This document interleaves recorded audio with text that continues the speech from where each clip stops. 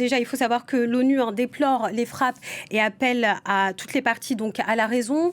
Il y a également parmi les premières réactions celle du président de la République française, Emmanuel Macron. La France, je cite, se tient également prête à déployer les moyens nécessaires à la protection de ses partenaires les plus proches, selon leurs sollicitations, affirme le président de la République française sur son compte X.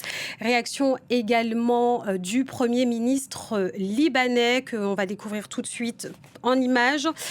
Nawaf Salam indique « Nous ne permettrons à personne d'entraîner le pays dans des aventures qui menacent la sécurité de son unité ». On va vous retrouver, Ofer Bronstein, cofondateur donc, du Forum international. Cet embrasement de la région, est-ce que vous le craignez ?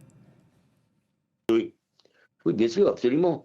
Vous savez, quand une guerre, on sait comment elle commence, on ne sait jamais comment elle peut se terminer. Et le régime iranien n'a peut-être rien à perdre. Moi, j'espère que si. J'espère qu'il reviendra à la raison et qu'ils vont pouvoir reprendre les négociations sereinement les prochains jours. Mais étant donné que l'objectif aujourd'hui, qui n'était pas celui d'hier ou d'avant-hier, des Américains et des Israéliens, c'est le changement du régime, il est en train de se battre pour sa vie. Donc, il est fort probable qu'il fera tout pour, comme un pyromane pour allumer la région. Moi, je pense qu'il faut calmer le jeu. Les déclarations de la France, de l'Angleterre, de l'Allemagne vont dans la bonne direction.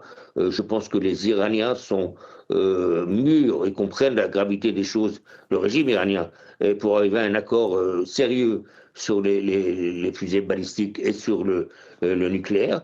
Et il faudra aussi accompagner les Iraniens et convaincre d'une façon ou d'une autre ce régime iranien qu'il faut que le peuple iranien retrouve sa liberté. Je ne suis pas persuadé que ça peut se faire par cette guerre.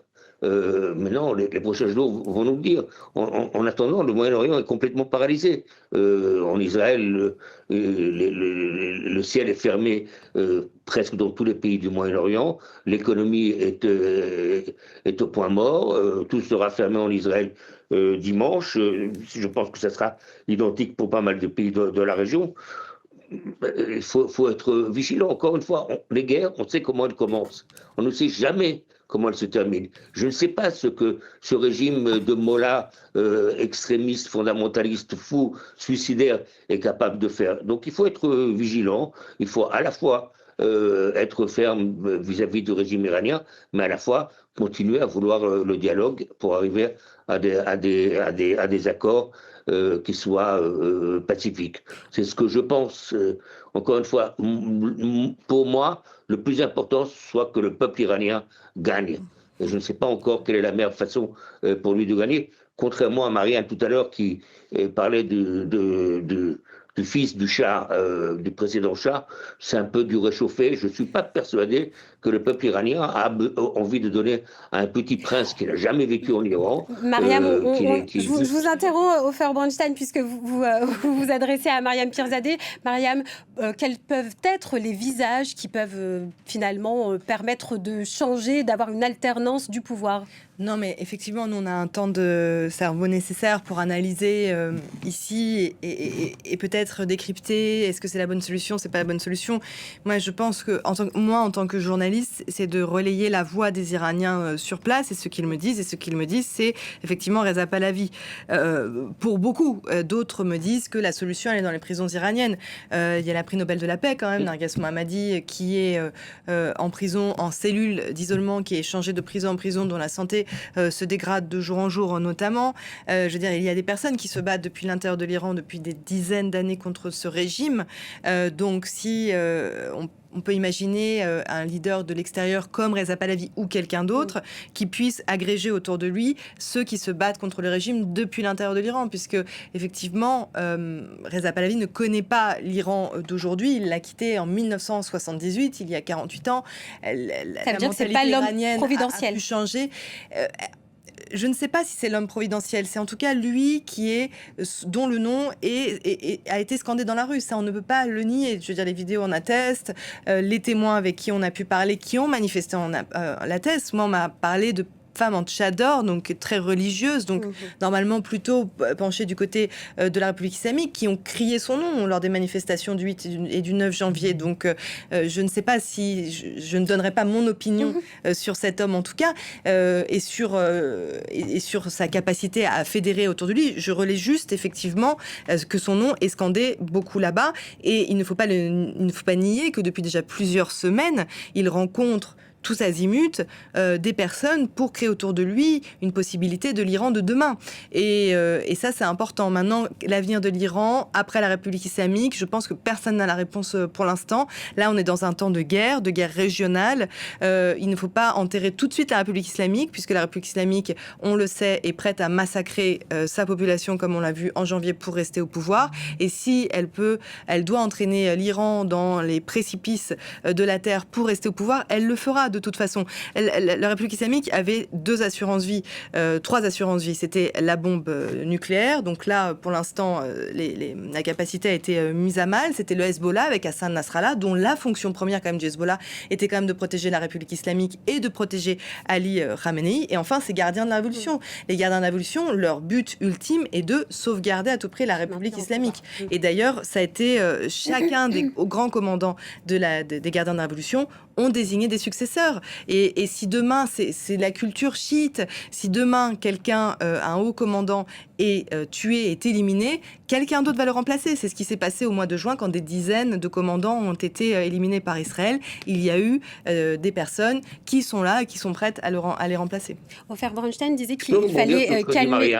Oui, vous pouvez rebondir, Ofer Bronstein, je vous en prie. Je voulais rebondir sur quelque chose. Et ce qui m'encourage un peu ce matin, c'est de voir que les proxys iraniens sont restés au lit.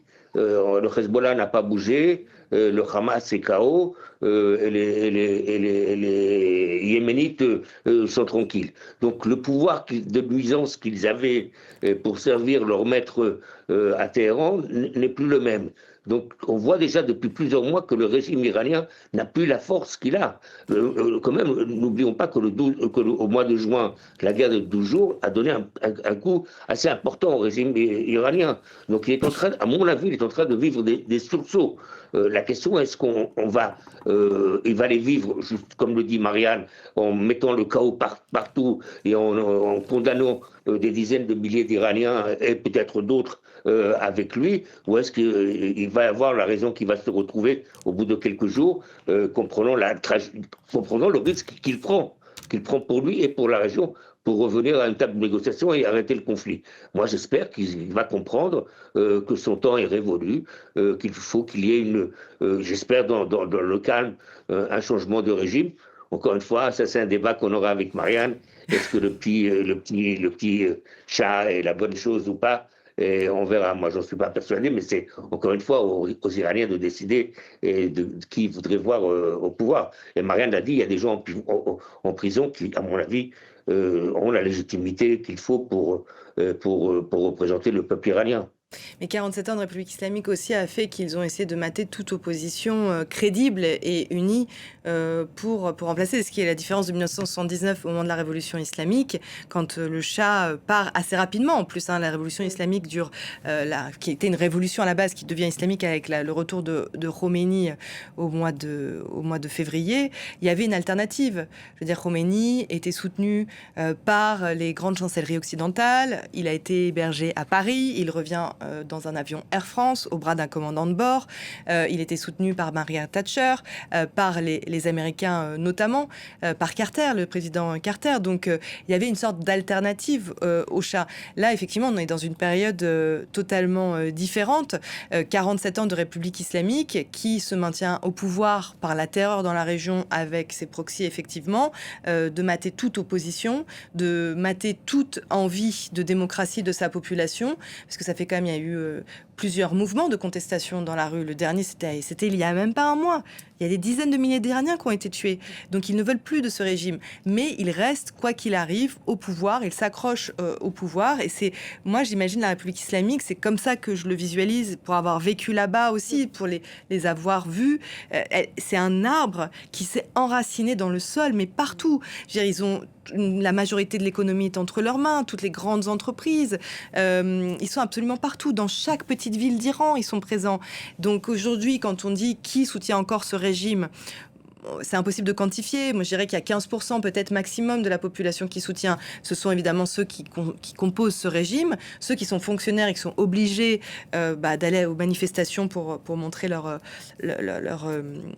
soutien et pour garder leur emploi, et ceux qui croient profondément à l'idéologie de la République islamique. Il y a des Iraniens aujourd'hui, c'est une infime minorité, mais qui pensent que l'Iran ne peut être qu'une république islamique. Mais en fait, c'est ça, c'est pour ça que l'Iran est si complexe à comprendre, c'est que l'Iran est fort d'une jeunesse très très politisée, très très engagée, qui est très connectée sur les réseaux sociaux. Aujourd'hui, l'Iran, c'est un des pays les plus connectés quand il n'y a pas de coupure Internet, et qui voit ce qui se passe à l'extérieur, et qui veut la même vie, qui veut la démocratie et qui veut la liberté. Et c'est pour ça qu'ils sont ressortis dans la rue.